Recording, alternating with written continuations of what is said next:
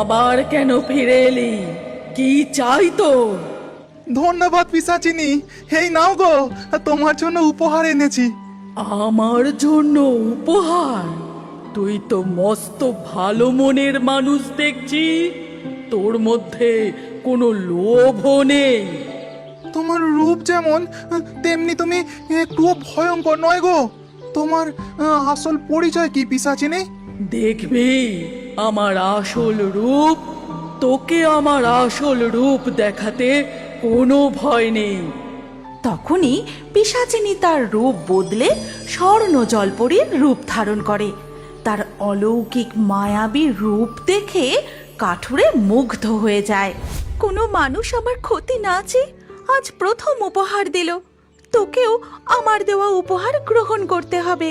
স্বর্ণ জলপরী তার মায়াবী মুক্ত হাতে নিয়ে জাদু করতেই কাঠুরের কাঠের বোঝার মধ্যে দুটো কাঠ সোনার কাঠে বদলে যায়।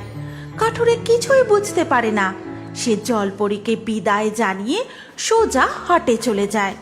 তারপর কাশী বোসের দোকানের সামনে বোঝাটা নামিয়ে, কাশী বাবু, আজ অনেক ভালো কাঠ পেয়েছি, আজ আমাকে 5 পয়সা বেশি দেবেন বাবু।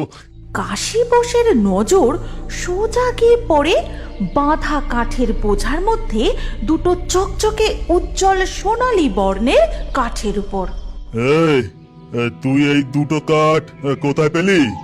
আগে বাবু, আমি তো জঙ্গল থেকে এমন কাঠ কাটিনি। আচ্ছা, উনি বলেছিলেন বটে আমাকে কিছু উপহার দেবেন। মনে হয় উনি জাদু করে এই দুটো কাঠ আমাকে উপহার দিয়েছেন।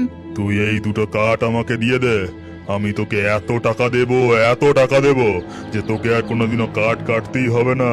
ক্ষমা করবেন বাবু, এই উপহার আমি আপনাকে দিতে পারবো নি। আপনি আমাকে বাকি কাঠের পয়সা মিটিয়ে দিন।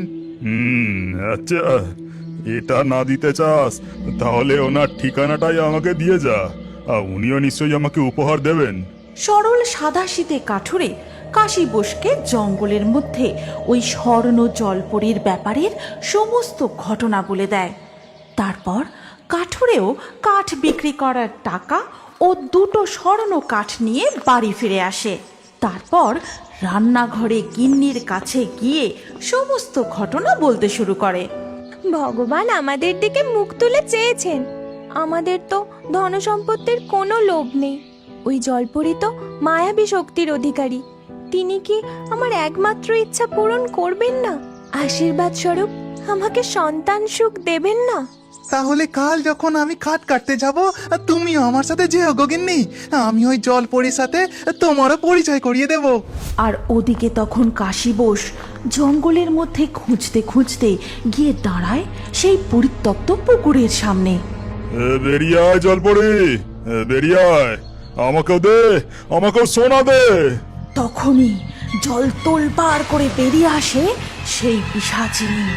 আমি জানি তোর এটা আসল চেহারা নয়, আর তুই একজন অসহায় জলপরি।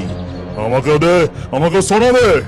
লোভী পাপিষ্ঠ মানুষ, তোকে আমি কিচ্ছু দেব না। চলে যা এখান থেকে, না হলে তোর চরম ক্ষতি হবে। তুই আমার ক্ষতি করবি? তবে এই নে। কাশী বোস একটা বিষের শিশি নিয়ে পুরোটা পুকুরের জলে ঢেলে দেয়।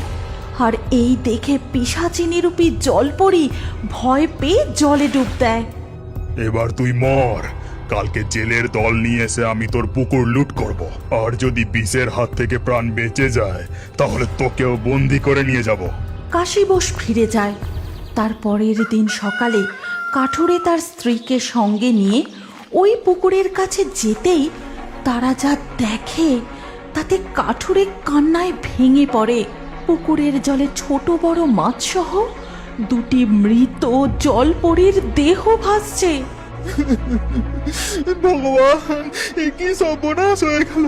প্রকৃতি দেবী, আপনি রক্ষা করুন, আপনি রক্ষা করুন। তারপরেই ঘটে এক স্বর্গীয় অলৌকিক ঘটনা। কোথা থেকে যেন এক পঞ্চমুখী সাপ এসে উপস্থিত হয়। তারপর পুকুরের জলে মুখ দিয়ে ধীরে ধীরে সমস্ত বিষ সে শুষে নেয়। এই গল্পের পরবর্তী পর্ব যদি তুমি দেখতে চাও তাহলে কমেন্টে নেক্সট পার্ট অবশ্যই লিখো। আর আমাদের রিও বার্ডস ফেসবুক পেজটি এক্ষুনি ফলো করে নাও। এই গল্পটি ভালো লাগলে লাইক করে শেয়ার করে দাও।